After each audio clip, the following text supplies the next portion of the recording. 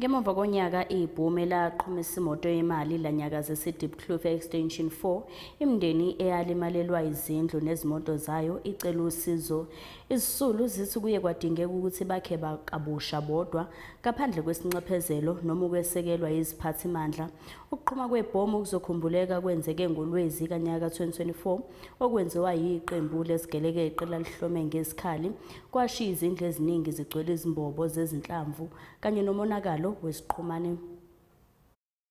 Itse ha ba tshwara koloi e ya tšhelete e boma e wa re tshabela ka go dikamoreng tsele gwa senyega ra tlhola re bona gore go etsagalang gore ka mo ntlong gwa senyega go ba marole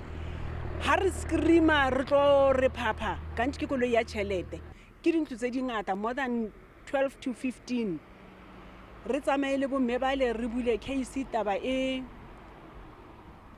buiwe go fela ha go fela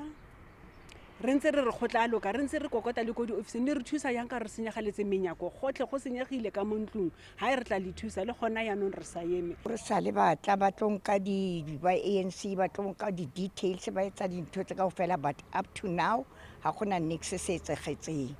re itukiseditse ba re beya di sleeping ra beya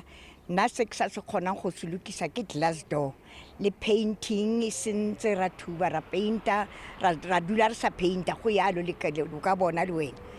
ke ntho ne re kopa gore ba re thuse nna glass door ya ka ya mpalla because ke motho wa modende.